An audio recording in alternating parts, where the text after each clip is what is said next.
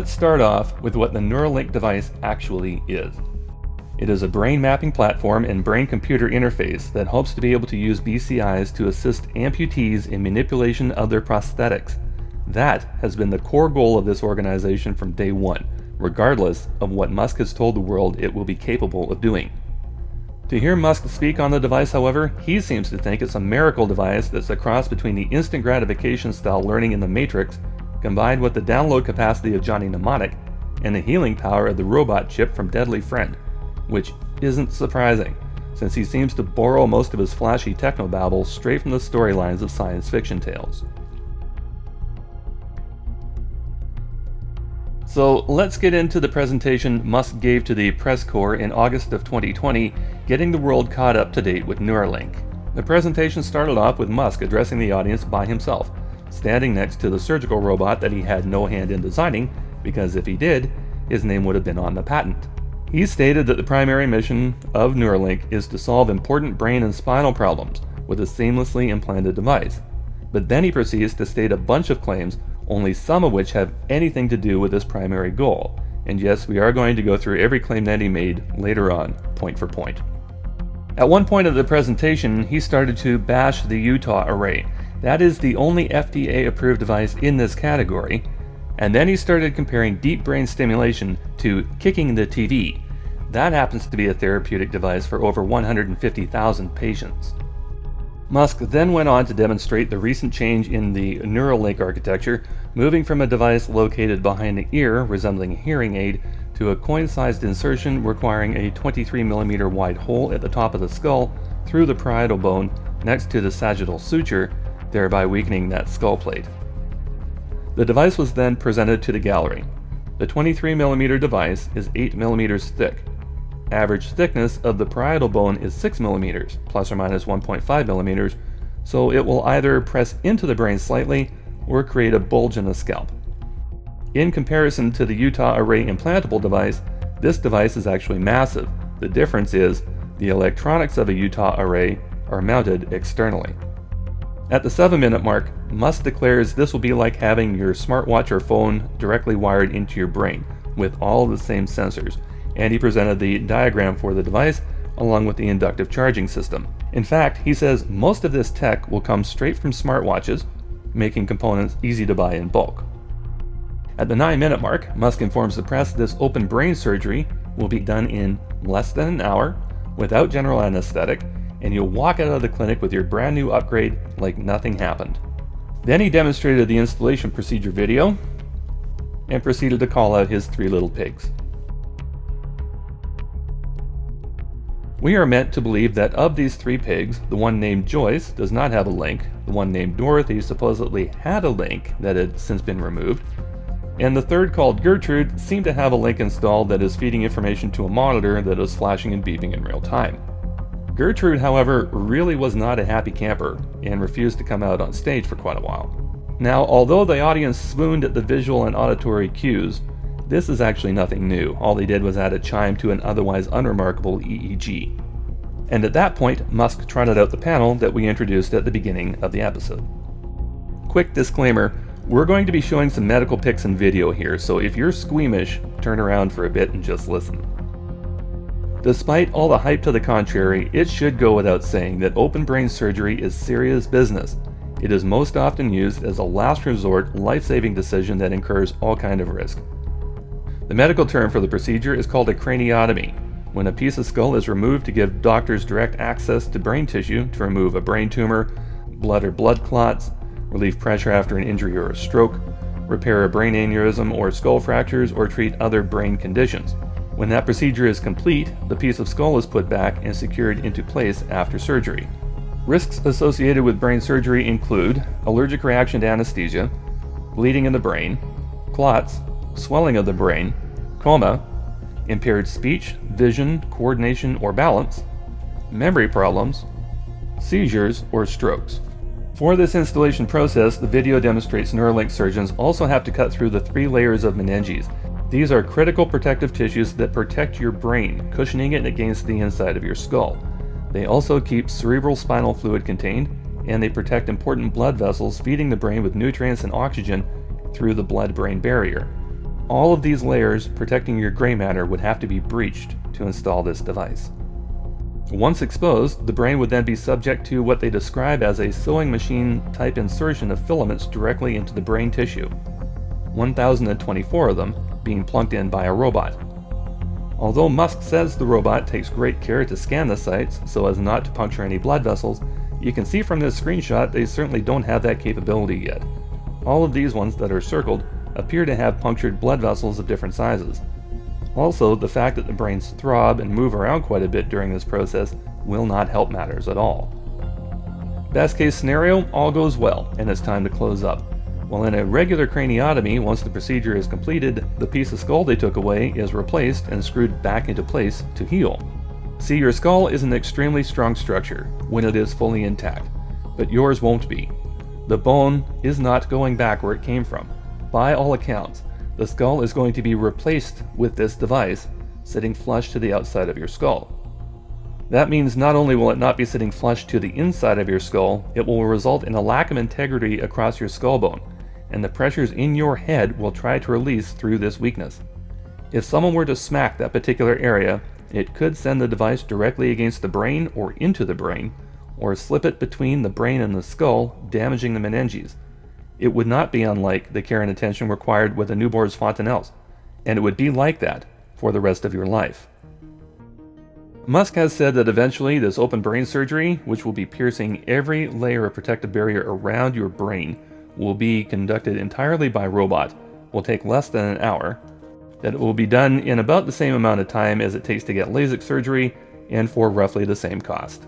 Well, sorry P.T. Barnum, I'm not buying what you are selling. Now that the NeuraLink is installed, even if it was safely installed on the top of your head, how do you power it? Well, according to the presentation, the rechargeable lithium-ion battery of the device is taken from other wearables like smartwatches, so it has a battery life of 1 day. And then you have to recharge it inductively overnight. Overnight. While you sleep, you'll need to somehow attach an inductive charger to the top of your head to charge this device for the following day. It might even look something like this EEG device from Conionics, but instead plugged into a wall. So you'll have to spend 6 to 8 hours a day with your head immersed in this recharging magnetic field generator, which should be enough for most people to say, I'm out. But for those of you still willing to give it a go, here's some more bad news for you. Batteries that are charged inductively get hot. That's because the batteries cannot absorb all the energy at 100% efficiency, so they tend to overheat. In fact, devices catching fire is not unheard of. This frame shows how the temperature differs between charging directly by cable, having aligned induction, and having induction that is misaligned. The wireless examples are around 4 degrees Celsius hotter than charging by cable, and inside your skull, that heat will have nowhere to go. The temperature of a human brain can fluctuate within a narrow window of temperature tolerance, but if it gets too warm, it starts to misfire and malfunction, and the term for this is heat stroke, which normally starts when the body core temperature hits 40 degrees Celsius. But if your brain is subjected directly to a hot spot, in this placement directly on your brain's outer surface, it stands to reason similar symptoms to heat stroke will occur. And of course, if the casing of the device gets breached or dissolves or the device malfunctions in any way, including exposing the battery contents to the corrosive environment of the brain, that's game over for you.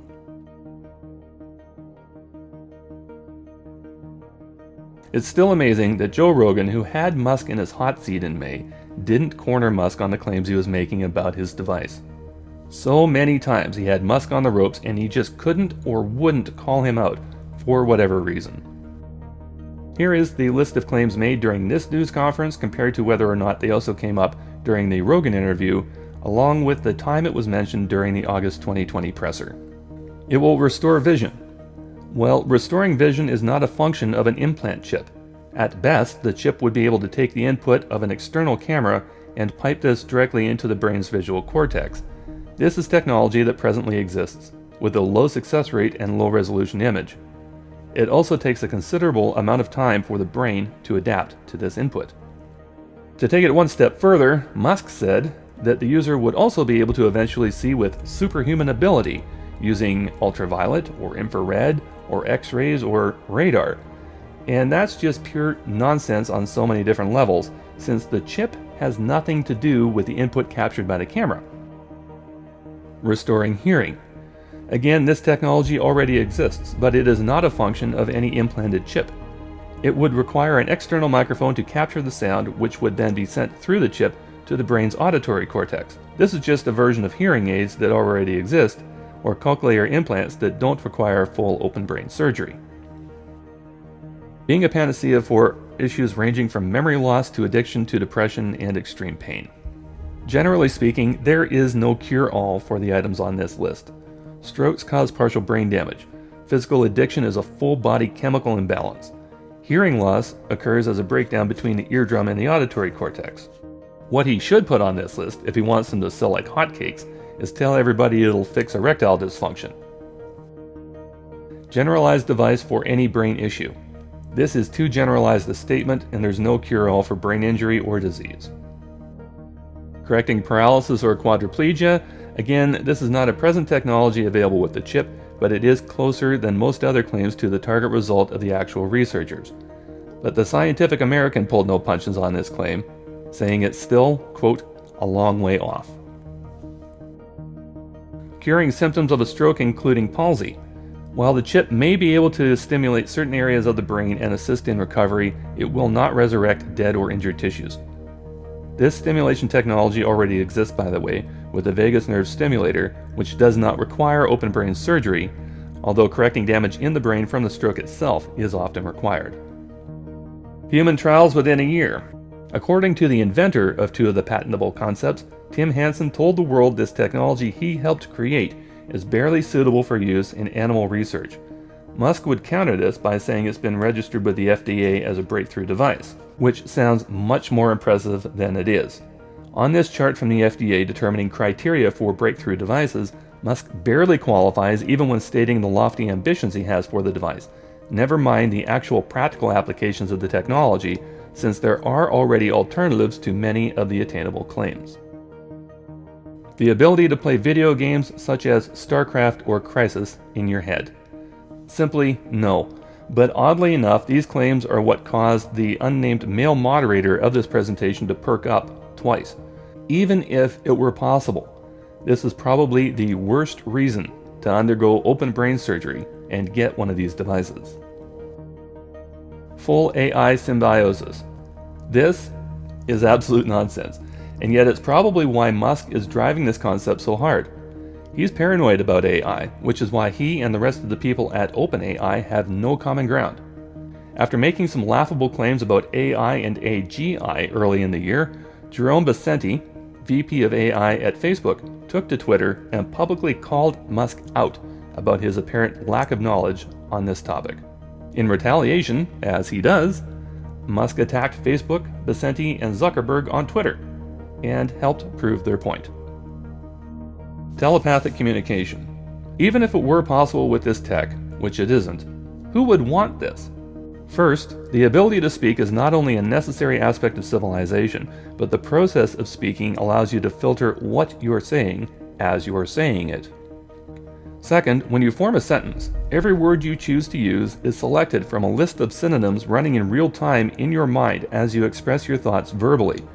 Can you imagine the information overload if you're in somebody's mind as they were making that selection process happen in real time? This really simple flowchart takes you through the permeations of a 6-word sentence with 3 synonyms to choose from. This example is confusing enough. Can you imagine trying to convey a complex thought in the same manner? Third, would you really want everyone hearing your thoughts? The Mel Gibson movie What Women Want is a great example why this isn't a great idea. Download a new language at will. Learning does not happen instantly. It requires the creation of appropriate pathways, it requires repetition, it requires comprehension of the material. As small as these implanted filaments are, they are still blunt instruments, affecting far more than a single neuron at a time. In fact, according to Musk, they're affecting as few as 10,000 and as many as 1 million with every pulse. Again, we go back to the Matrix analogy, where this likely all comes from in Musk's head. He thinks this device is a data port that can capture and program information into the human brain. and that's why he installed a USB port into the head of this rat. That is a real photo, by the way. Neo plugged into the Matrix trainer program and learned Kung Fu in a matter of seconds. I know Kung Fu. Even if the brain could take that much information all at once, the body you're in has not changed. Kung Fu is a mental and physical discipline. Muscle groups need to be targeted with exercise. Reflexes need to be honed. Your fast and slow twitch muscle groups need to develop muscle memory for the specific motions. Your respiratory and circulatory system have to be built up to supply those muscles with oxygen or fuel. So you might know the diagrams for the moves, but it doesn't mean that you'll be able to perform them. Let's use a simpler example. You want to use this to cheat at learning how to play guitar.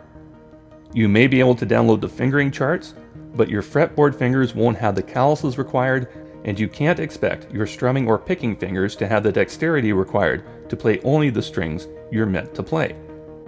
Overall, the learning experience is what makes these activities enjoyable, challenging, worthwhile. Downloading an ability, even if it were possible, would cheapen the entire experience. To quote Syndrome, "And when everyone's super, no one will be." See, Musk seems to think if everybody has unlimited access to all the information that's out there in the world, and they can have it pumped directly into their head, that this will be the next level of evolution for humankind that is able to merge with AI. But people have access to that level of information now through their devices. And what has that given us? Anti-vaxxers, flat earthers, chemtrail conspiracists, and moon landing deniers. So that really hasn't worked out too well. And that brings us to an interesting question. Let's say that the end goal for Musk with this is to implant an entire society with these devices. At what point exactly would parents be expected to implant these in a child's brain? The NeuraLink is supposedly going to make speech redundant through telepathy, according to Musk, in the next 5 to 10 years. They're supposed to be able to accommodate video game programs. They're supposed to be able to download huge amounts of information directly to the brain. So do you give it to your newborn, or wait until they turn 18? And how are you supposed to interact with these people who don't have one yet? Being able to download a save state that could be transferred to a new body or robot. Sheer, unmitigated bullshit. Nobody else even on that panel believes this is remotely possible. Even if you were able to hijack somebody else's body, or create a blank slate golem like they did in Picard, or took any other automaton device, this would require the transfer of 2.5 million gigabytes of information. And according to MIT, the processing speed of the human brain is now clocked at about 60 bits per second, 8 bits to the byte. So you have fun doing that math. Total recall of memories. We're calling this what it is, stolen straight from Total Recall. Full memory recall, complete with full sensory recall, downloadable in seconds with the ability to edit it down or change it at will? Sure, Musk. Just don't try selling me the Super Spy Blue Sky on Mars mission, because we all know how that ended up. Listen, if you're of the opinion that volunteering for a recreational lobotomy is going to somehow make you smarter, you're probably right.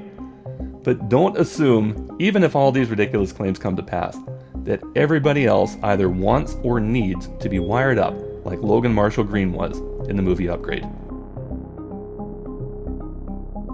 We would just like to say to the NeuraLink panelists, Sam, Autumn, Zach, Felix, Max, Matthew, Robin, Joey, Mystery Man, Paul, Ian, DJ, and Daniel. Just in case any of you need to hear this, we are incredibly sorry that this unscrupulous showman who takes credit for your hard work and your personal genius has absolutely no idea what he's talking about, and that he has embarrassed you publicly the way he did. We hope you're able to make great strides forward in your chosen fields, and can gather up enough courage in the future to stand up to him, as Tim Hansen did, to tell the world what you're really doing, what it's actually capable of, and to leave all of Musk's distracting hype behind. As we were finalizing the content for this video, the MIT Technology Review published an article called Elon Musk's Neuralink is Neuroscience Theater. The author, Antonio Regalado, is one of very few journalists who have been bold enough to go against the grain of this hype, to Think Like a Skeptic, so we encourage you to give that a good read.